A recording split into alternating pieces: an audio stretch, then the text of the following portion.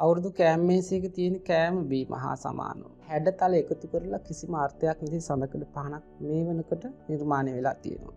අපේ මුදුන්මල්කඩ හැටියට සඳහන් කරන විජයශ්‍රී ජයශ්‍රී මහ බෝසතුන් වහන්සේ අභියසී ඉදි වෙලා තියෙන සඳකඩ පහන.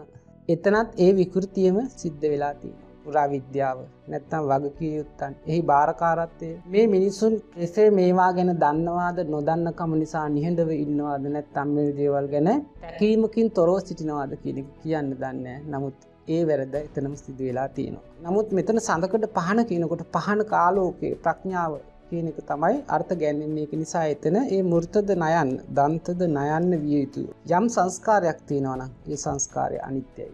යන ඕනම පුද්ගලයෙක් තුළ ඕනම සිතක් තුළ මේ චෛතසික තුන උපදිනවා. සසර භව ගමනේ වෙලිවෙලි පැටලි යනවා කියන එක අර්ථ ගන්නන්න තමයි මේ විශාල ලියවැල පෙන්වුම් කරලා දෙන්නේ. සත්වය අතරින් උසස්ම සත්වයා, උසස් මනසක් තියෙන සත්වයා, මිනිසයා. මේ කාව්‍ය සංග්‍රහය ඉදිරිපත් කරන්නම් බලාපොරොත්තු වුණේ ඒ සඳකඩ පහනේ තියෙන විශේෂත්වය පිළිබඳව මේ කවිය කියන මාධ්‍ය තුලින් ඔබේ හදවතට දැනෙන්නේ ඒක කතා කරන්න.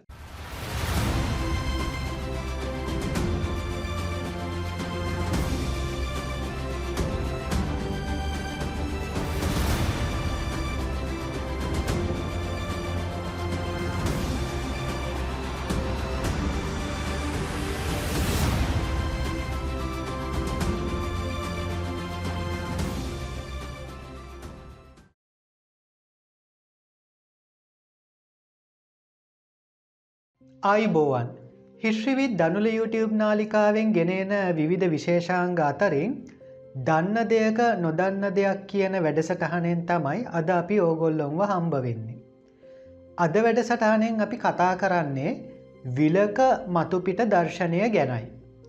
විලක මතුපිට දර්ශනයක් කියලා කිව්වම දැන් ඕගොල්ලොන්ට මතක් වෙන්න ඕන අපි මීට මාස කිහිපයකට කලින් අනුරාධපුරේ බිසෝමාලිගාවේ සදකඩ පහන සම්බන්ධව පර්යේෂණාත්මක සහ වාර්තාමය වැඩසටහන් කිහිපයක් අරගෙන ආවා.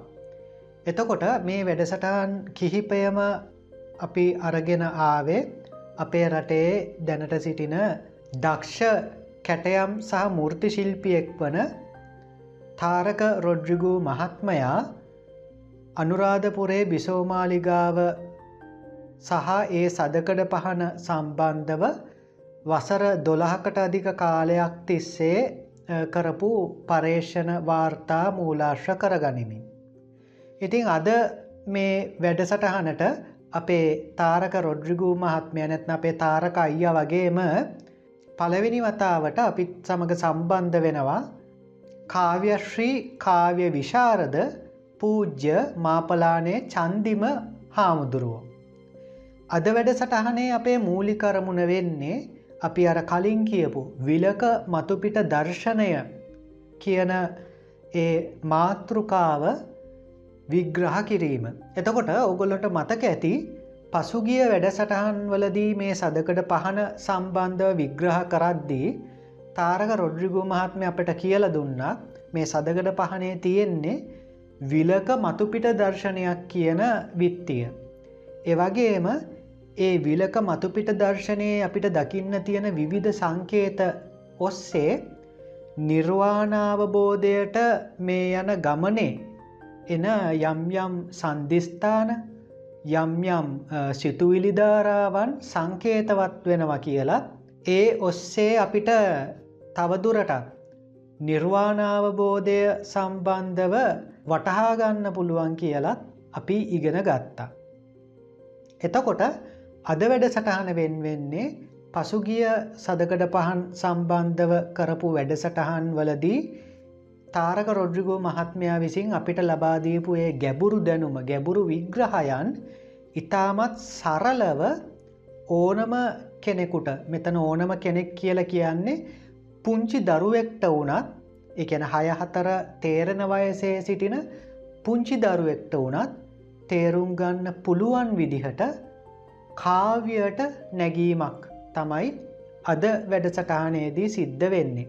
ඉතින් එහෙම කාව්‍යයට නැගීම සිද්ධ කරන්නේ අපේ පූජ්‍ය මාපලානේ චන්දිම හාමුදුරුවෝ. ඉතින් උන්වහන්සේම තමයි මේ සදකඩ පහනේ කතාව නැත්නම් විලක මතුපිට දර්ශනයේ කතාව උන්වහන්සේම තමයි මේ පද්‍ය පන්ති සියල්ලක්ම රචනා කරන්නේ. ඒ වගේම අද දවසේ මේක කාව්‍යයට නන්වලා අපිට පෙන්වන්නෙත් උන්වහන්සේම තමයි. ඉතින් උන්වහන්සේවත් මේ අවස්ථාවේදී පාද නමස්කාර පූර්වකව අපි වැඩසටහනට පිළිගන්නවා.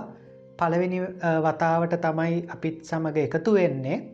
ඒ වගේම මුලින්ම මේ කාව්‍යමය ධර්මදේශනාව ආරම්භ කරන්න කලින් තාරක රොඩ්රිගෝ මහත්මයා සමග සම්බන්ධ වෙනවා. දැන් අද අපි ඔහුගෙන් මුලින්ම අහමු මොකක්ද මේ අලුත්ම වැඩපිළිවෙල, මොකක්ද මේ සදකඩ පහන කේන්ද්‍ර කරගෙන යන වැඩපිළිවෙල අලුත්ම තත්ත්වය කියලා. ආයිබෝන්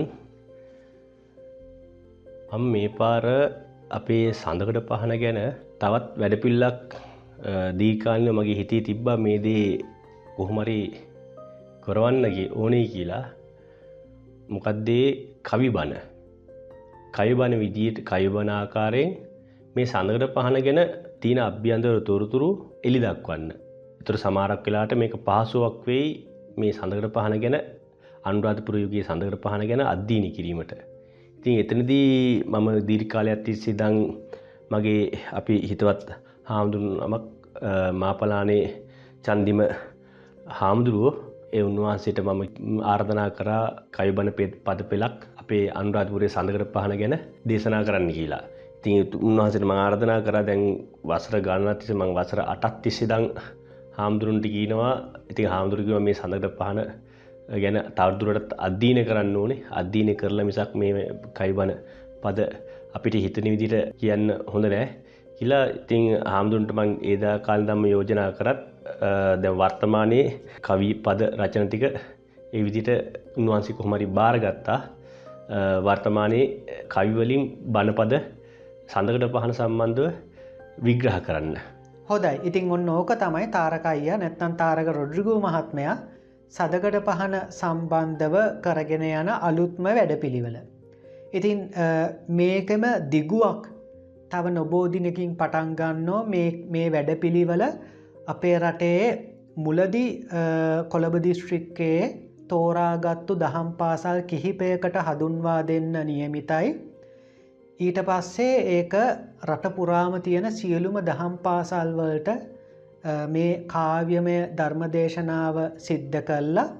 මේ සදකඩ පහනේ තියෙන අභ්‍යන්තරික දේවල්, අභ්‍යන්තරික දැනුම, අභ්‍යන්තරික ඉගැන්වීම් වගේ දේවල් වලින් අපේ රටේ දහම් පාසල් අධ්‍යාපනයේ යෙදෙන දුවාදරුවන්ව පෝෂණය කරන්න නියමිතයි. ඉතින් දැන් අපි වැඩි වේලාවක් ගන්න නැතුව අපේ මාපලානේ චන්දිම ස්වාමීන් වහන්සේ වෙත යමු වෙමු. උන්වහන්සේට අපි ආරාධනා කරමු කාව්‍යමය ධර්මදේශනාව ආරම්භ කරන්න කියලා. අවසරයි හාමුදුරුවනේ. බුද්ධ ධම්ම සංගරුවනේ ගුණයට පළමුව සිහි කර මම වැන්දා. අහෝ පුදුමයකි සිතාගන්න බැරි කරුණක් කියනට යමි කැන්දා. හදවිල කලඹන අනෝතත්විල දහමින් පෙන්වන්නට රන්දා. මේ මහපුදුමය දැනගත යුතුමයි අප හැම බෞද්ධයෝ හන්දා. මෙතෙක් කලක් සැඟවී තිබූ කරුණක් පවසමි සැම දේන අහගන්න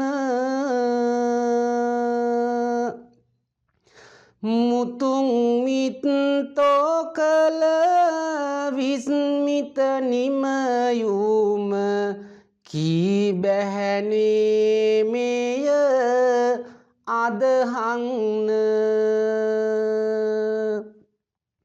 උදේ හවස මෙය පයට පැගුණා බැරි උනි තේරුම දැනගන්න සඳකඩ පහනයි ඒ මහ පුදුමය පුළුවන් දෝ එය අදහන්න පුළුවන් දෝ එය අදහන්න සඳකඩ පහන ගැන ඔබලාට පවසන්නේ චතු සත් ධර්මයයි ඒකෙන් පවසන්නේ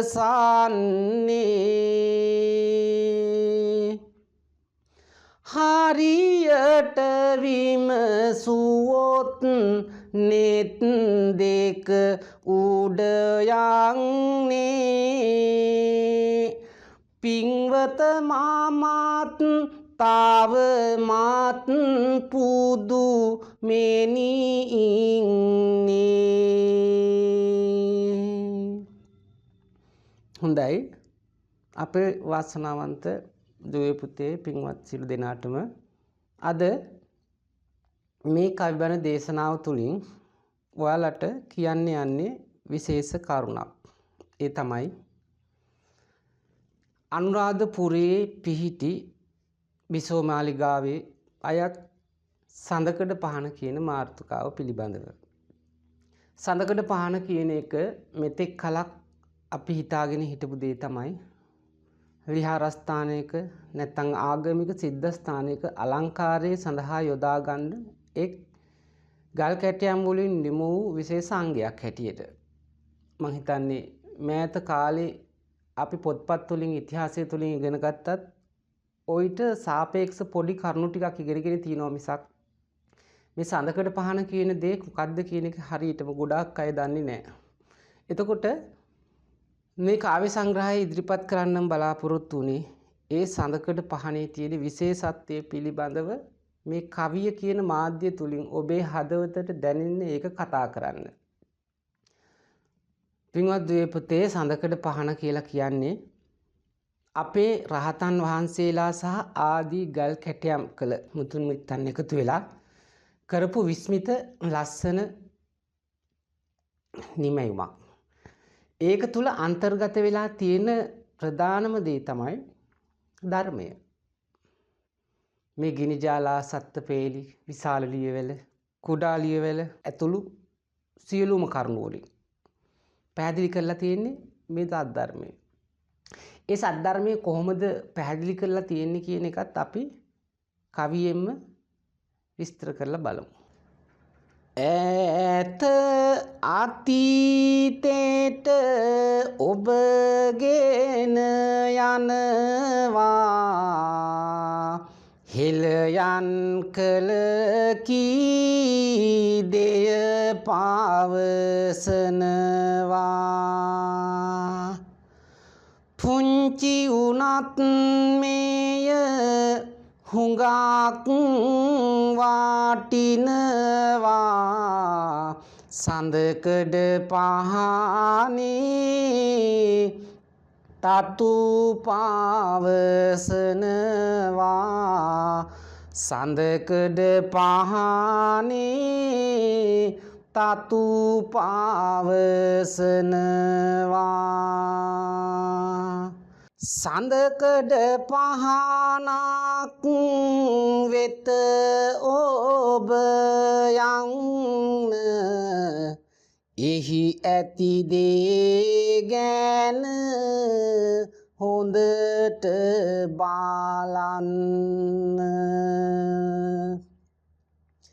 පුළුවන් දෝයින් දහම දකින්න උතුම් රහත් පාල උව ලැබ ගන්න උතුම් රහත් පාල උව ලැබ ගන්න අපි මේ සඳකඩ පහනේ තියෙන එක් එක් කොටස් ගැන වෙන වෙනම විග්‍රහ කරලා බලමු. සඳකඩ පහනක් දැක්කම අපිට ඒකේ පළමුවෙන්ම දකින්න දේ තමයි ගිනි ජාලාව කියන එක. ගිනි ජාලාව කියන එක තුලින් අදහස් වෙන්නේ මොකක්ද කියන එක කවියෙන් විග්‍රහ කරනවා නම් මැරි මැරි ඉපිද සාසරේ යන මිනිසාගේ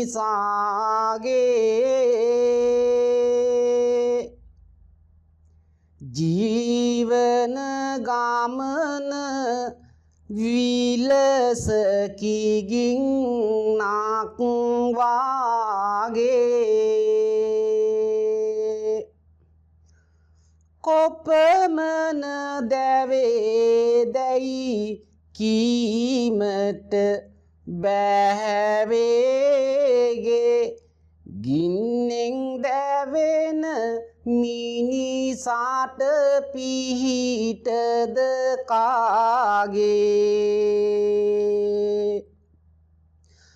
ලෝභය සිතේ ඇතිවන විට ගිනි ගන්නේ ද්වේෂය පැමිණි විට නැවතත් ගිනි ගන්නේ මෝහය තවත් ගින්නක් විලසට එන්නේ මෙලෙසයි සසර කාතරම ගින්නක් වන්නේ මෙලෙසට දැවි දැවි සසරේ සිටින විට සරණක් සොයයි ඒ ගින්නෙන් නිවීමට සපකල්පයක් දුක් ගෙවලා සසරේ සිට සම්බුදුරුවක් පැමිණියේ නිති මේ ලොවට මේ සඳකඩ පහනේ ගිනි ජාලාව වලින් පළමුවෙන්ම අපිට පෙන්වන කාරණේ තමයි මිනිසා ලෝභ දේශ මොහ නැත්නම් රාග දේශ මොහ කියන මේ ධර්ම තුලින්ම තමයි සසරේ ගිනි අරගෙන ඇවිදින්නේ. පෘථග්ජන ඕනම පුද්ගලයෙක් තුල ඕනම සිතක් තුල මේ චෛතසික තුන උපදිනවා. ඒ උපදින සෑම මොහොතකම මිනිසයා මොනියම් හෝ දෙයකින් දුකටපත් වෙලා පීඩාවකටපත් වෙලා රාග ගින්නෙන් නැත්නම් දේශ ගින්නෙන් නැත්නම් මෝහ ගින්නෙන් මේ මොනවා හෝ ආකාරයකින් සිතේ දැවීමෙන් ජීවත් වෙනවා. ඒක තමයි මේ ගිනි ජාලාව තුලින් පළවෙනියටම පෙන්වන්නේ. හොඳයි. ඒ කරුණු පිළිබඳ දැනගත්තට පස්සේ සඳකඩ පහනේ නිර්මාණය කරලා තියෙන ඊළඟ විශේෂ වැදගත්ම දේ තමයි සත්වපේලිය කියන එක. අපි එහෙමනම් මේ සත්වපේලියෙන් මොකක්ද අදහස් කරන්නේ කියන එක කවියෙන් විග්‍රහ කරලා බලමු. ඇතා අස්වයා සිංහයා සහ ගවයා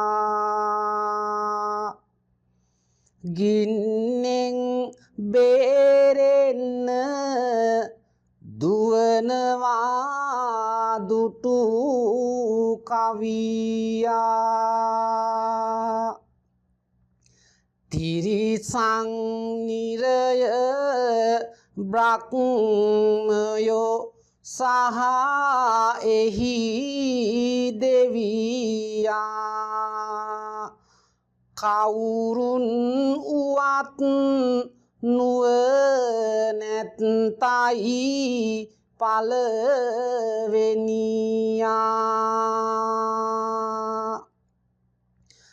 ගවයාගෙන් කියන්නේ ලොව ඉපදීම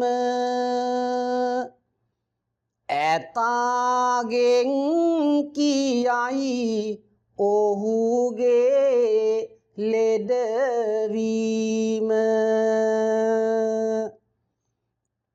අස්වයා වගෙයි වේගෙන් වයසට යෑම සිංහයා උපමාය මරණය සිදුවීම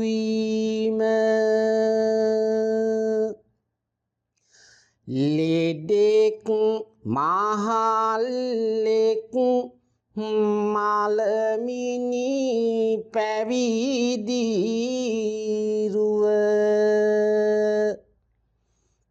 සත්ව පෙළියෙන් ඒ අදහසක්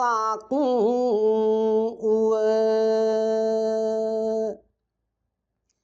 ඇතිවී පැවති නැතිවී යන ගමන බව තේරුම් ගන්න දහමට තව කරුණු කිම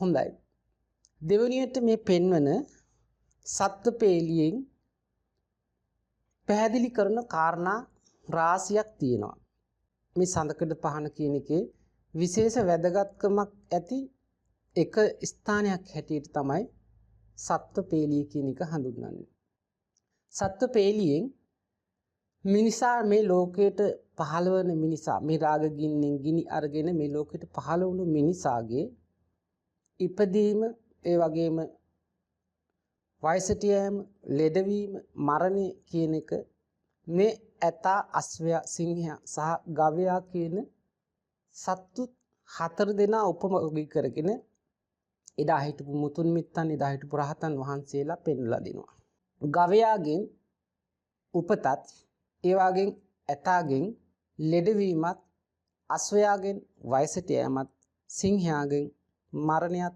කියන කාරණාව උපදින සියලුම සත්වයෝ ඉපදුනයින් පස්සේ ලෙඩ වෙනවා වයසට යනවා මැරෙනවා කියන කාරණාව හොඳින් මනාව තේරුම් ගන්න තමයි අපේ එදා හිටපු ප්‍රඥා ගෝචර මුතුන් මිත්තන් විසින් මෙන්න මේ රූප මාධ්‍යයෙන් මේක පැහැදිලි කරලා දෙන්නේ. ඒ විතරක් නෙමෙයි සත්ත්වපේලිය තුලින් අනිත්‍ය දුක්ඛ අනාත්ම කියන මේ ත්‍රිලක්ෂණයම පෙන්눔 කරලා දෙනවා. බුදුදහමේ අනුව හේතුන්ගෙන් හටගන්න හේතු ඵල වලින් හටගත් යම් ධර්මතාවයක් තියෙනවා නම් ඒ සියලුම දේවල් සංස්කාරයයි.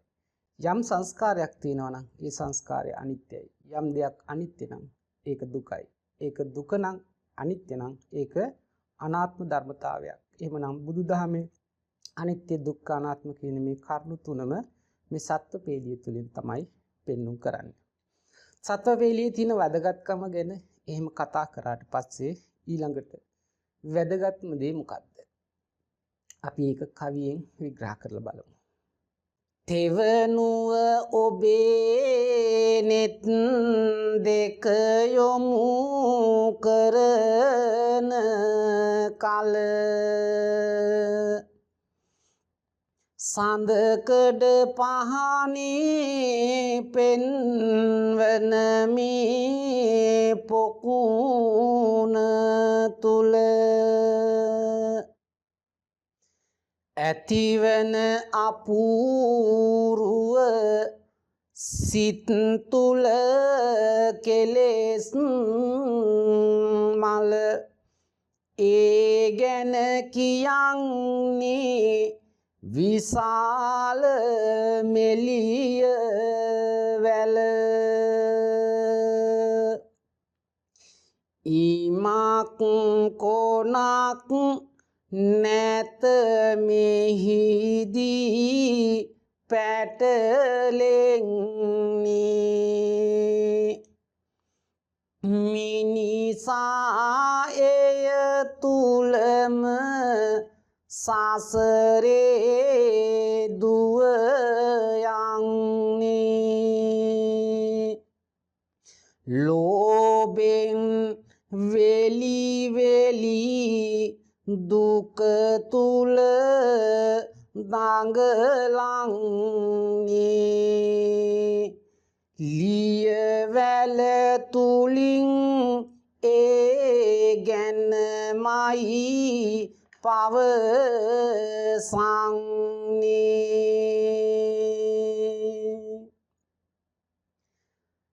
නැති කල ප්‍රඥාව ධර්මය දැනගන්න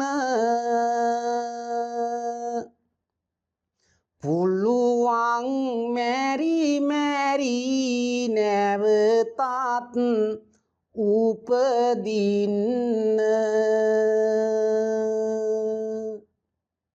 ලියවැල උපමාය භව ගමනේ යන්න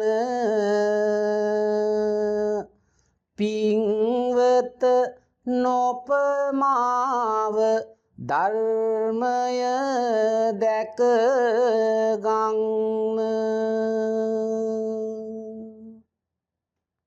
හොඳයි ඊළඟට මේ සඳකඩ පහනේ පෙන්වුම් කරන වැදගත්ම දේ තමයි ලියවැල කියලා කියන්නේ විශාල ලියවැල. විශාල ලියවැල තුලින් එදා මුතුන් මිත්තු අර්ථවත් කරපු දේ තමයි මේ ඉපදිලා සසරේ යන සත්වයා ධර්මයේ කියන එක නොදැන ධර්මයක් කියන දෙයක් ජීවිතේට භාවිතා නොකර සිටියොත් ඔහුට වෙන එකම දේ තමයි සසර භව ගමනේ වෙලි වෙලි පැටලි පැටලි යනවා කියන එක අර්ථ ගන්නන්න තමයි මේ විශාල ලියවැල කියන එක පෙන්눔 කරලා දෙන්නේ. එතකොට සඳකඩ පහනේ ලියවැලවල් දෙකක් සඳහන් වෙනවා විශාල ලියවැල සහ කුඩා ලියවැල.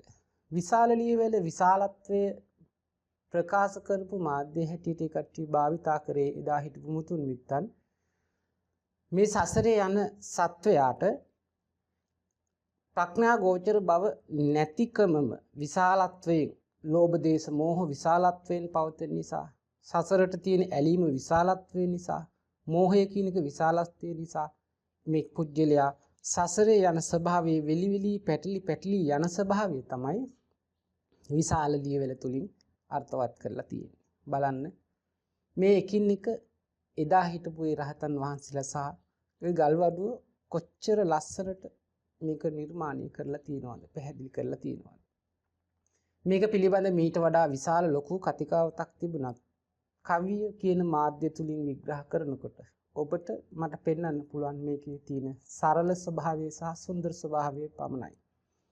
ඔබට ඉදිරියට තව කරුණු දැනගන්න හැකියාව ප්‍රඥාව ලැබේවා කියන අදහසින් යුක්තව අපි ඉදිරියට සිදුවන්නේ කොමක්ද කියන එක ගැන කවියෙන් කතා කරමු. ඉපැරණි අපේ සඳකඩ පහනට හෙනක් වැඩි ගවයා ඉවත් විය අර්ථය දෙකට බෙදී එය මහා විපතක්ය බුදු දහමටම සැදී වගකිව යුත්තෝ තවමත් මරණින් දෙනිදී සිය දහසක් වඳින ජයසිරි මා බෝධී ළඟ සාදන සඳකඩ පහනක් ආදී බැලුවොත් නෙත් යොමා එම වරදම පෑදී නොසලක ඉන්න උන් යන්නේ නරකාදී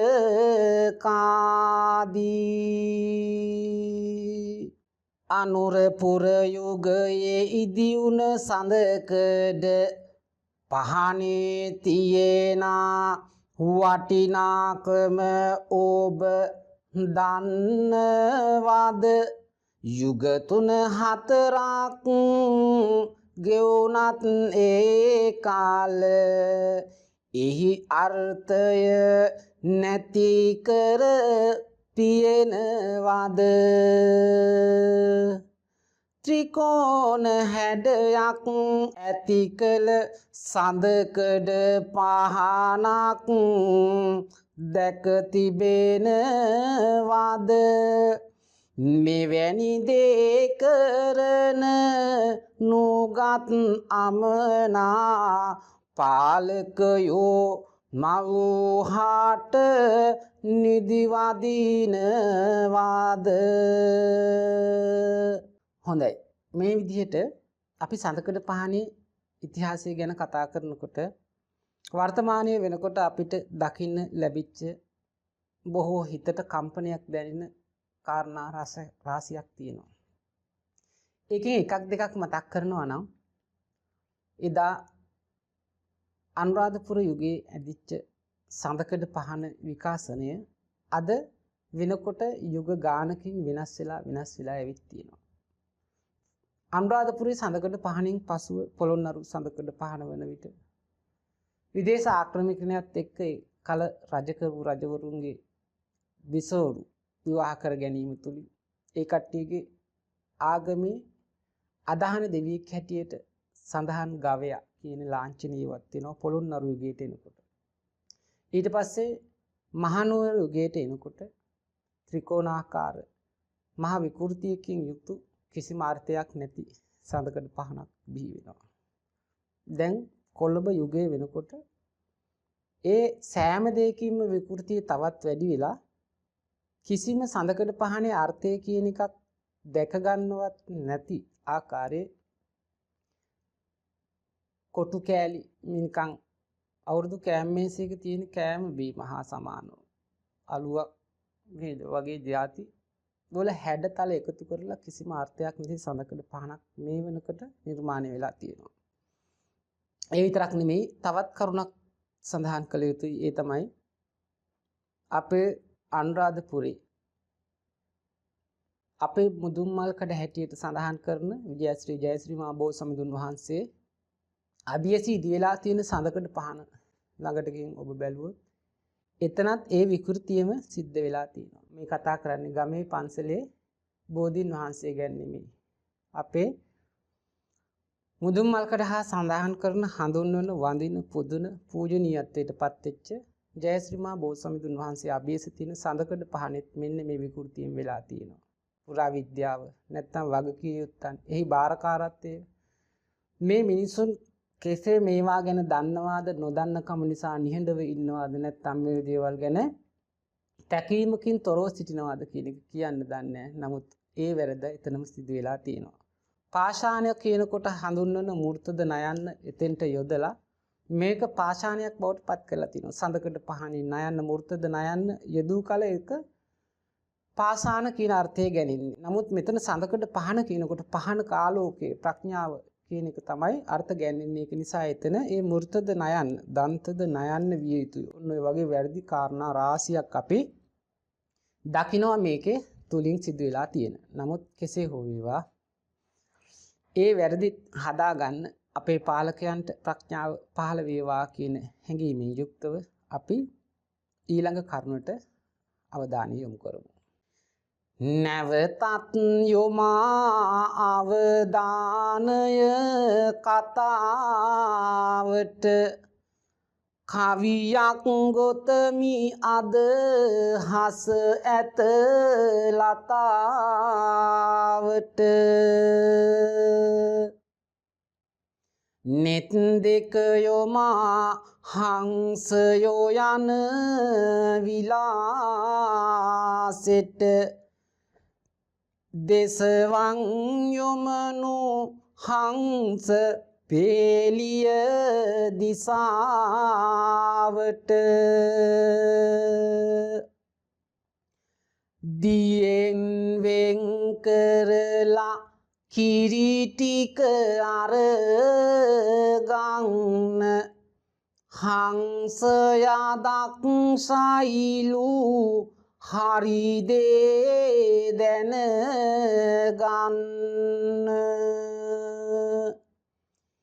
එවිලස මනුසතා යහපත ගැන දන්න ඕනෑනුවනින්ම ධර්මය විමසන්න ලැබූ මනුසත් භවේ නිවරදි ප්‍රයෝජන ලැබගන්න නං ධර්මය ගැන විමසන්න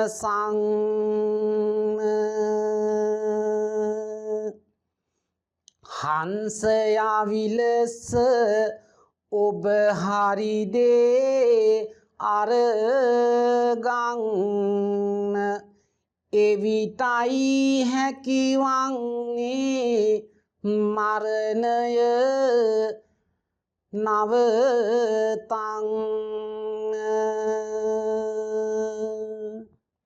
ඔන්න ඊළඟට වැදගත්ම කාරණාව ගැන අපි කතා කරා. ඒ තමයි සඳකඩ පහනේ තියෙන 4 වෙනි පේලිය.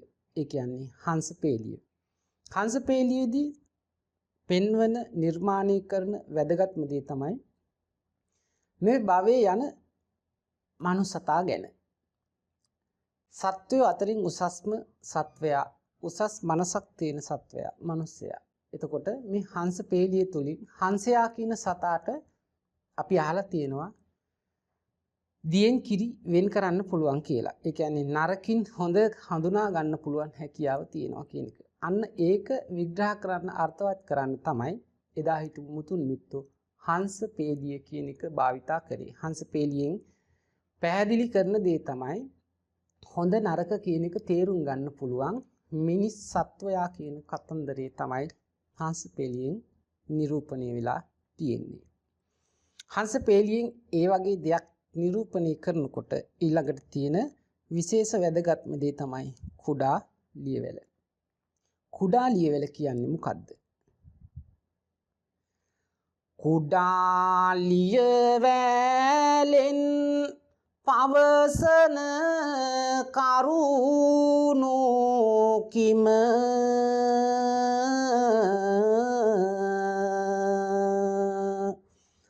මෝහය තුනීවිය ලෝභයේ දෝස හැම එවිටයි පුළුවන්නේ භවයද කරනු නිම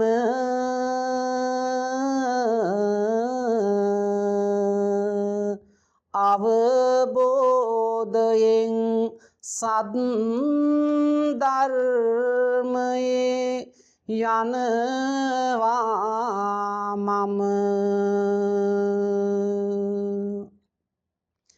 මෝහය තුනිවන වාසේ මිනිසාට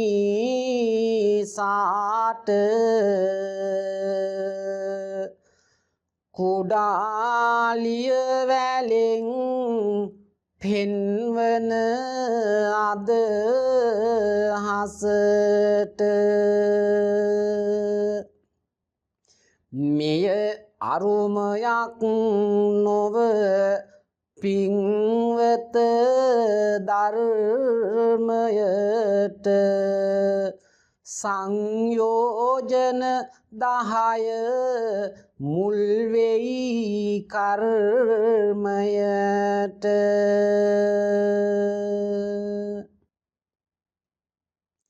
දස කුසලයන් සිදු කරගෙන ජීවිතයේ සතර සතිපට්ඨානය මීවිතයේ පිහිටුව කාලදී කාය වේදනා භාවිතයේ සිත ධර්මයද සතරම සතිපට්ඨානයේ දස සංයෝජනය සිත තුල තුනී විය ඇති වෙන දේම නැති විය භව විනාශය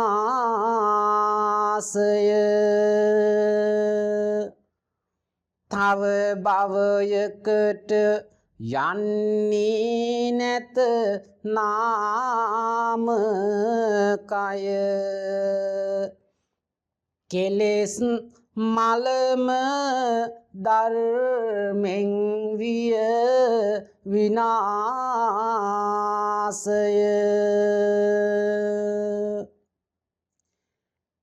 ඇති විට භාවනාවෙන් සිත සමාධිය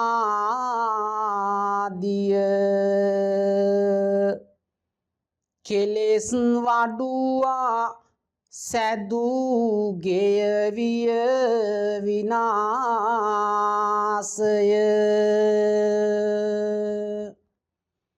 මග සහ ඵලය ලැබූ විට එය සනාතය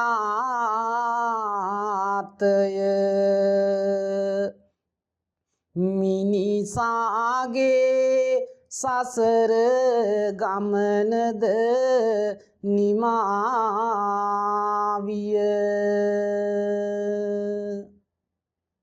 සාසරේ යාන ගමන කළ යුතු වේයනිම ඒකට මුල් වේය පින්වත නුවණ තම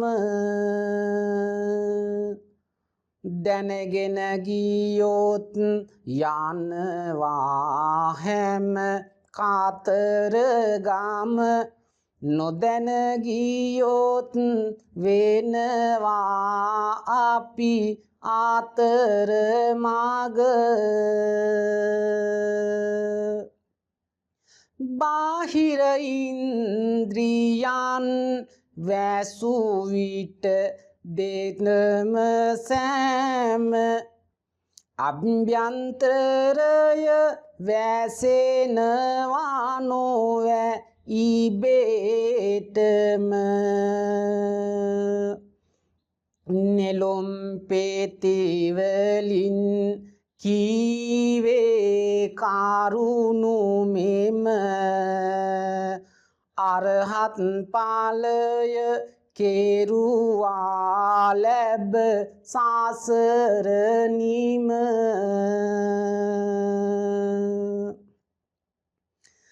සඳකඩ පහනේ තියෙනා තතු දැක්කාද දැන් හදවතට දැනුනේ ඔබේ මක්කාද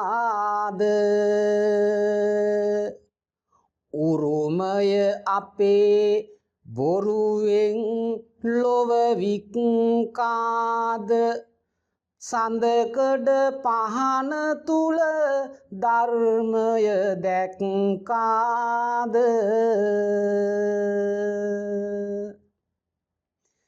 මේ අරුමය ගැන උරුමය වේවා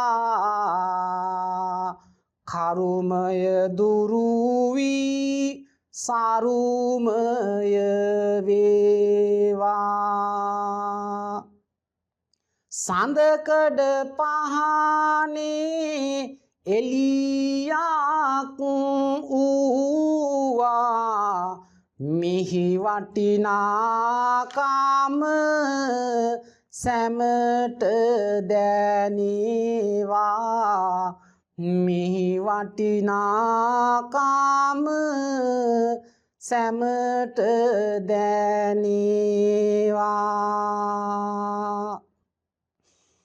මෙය අප උරුමය බව වැටහෙවා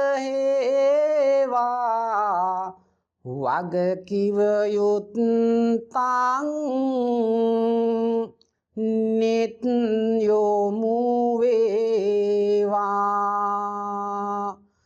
සෑම දෙනගේ සිත් සුවපත් වෙත්වා සුවපත් වී නිවනම හිමි වෙත්වා සුවපත් වී නිවනම හිමි වෙත්වා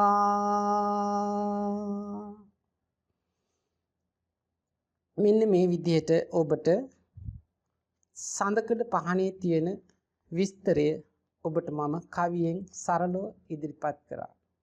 අපේ එදා මුතුන් මිත්තන් අනුරාධපුරයේදී යුගයේදී නිර්මාණය කරපු මේ විශිෂ්ට නිර්මාණය තව තවත් ඔබ අධ්‍යයනය කරන්න, තව තවත් මේක ගැන ඉගෙන ගන්න, තව තවත් මේකේ තියෙන කරුණු ඔබේ ජීවිතයට අදාළ කරගන්න. ඔබට ප්‍රඥාව තුළින් තව තවත් මෙහි තියෙන ගැඹුරු අර්ථය තේරුම්ගෙන ඔබේ භව ගමන සසර ගමන කෙටි කරගන්න ප්‍රඥාව ඔබට පහළ වේවා කියලා මම ප්‍රාර්ථනා කරනවා. සියලු දෙනාටම සම්මා සම්බුදු සරණයි. මේ භයානක සසර අප වාවා තේරුම් ගනිමු. නැවත නැවත ඉපදෙමින් නැවත නැවත මිය යමින් කල්ප ගණන් දුක් විඳින මේ භව ගමන නතර කරන්නට අප වෙහෙසෙමු. අපි අපේ සිත නිවා ගනිමු. සැනසෙමු. සියලුම ලෝකවාසීන් මේ භයානක සසරින් ගලවා ගැනීම සඳහා සම්බුදුන් වහන්සේ අනුදැන වදාළ නිවැරදි මාර්ගයේ ගමන් කරන්නට වහවහ පෙළ ගැසෙමු. මේ රුදුරු සංසාරයෙන් එතර වීමට කටයුතු කරමු. ඔබ සියලුම දෙනාට සම්මා සම්බුදු සරණයි.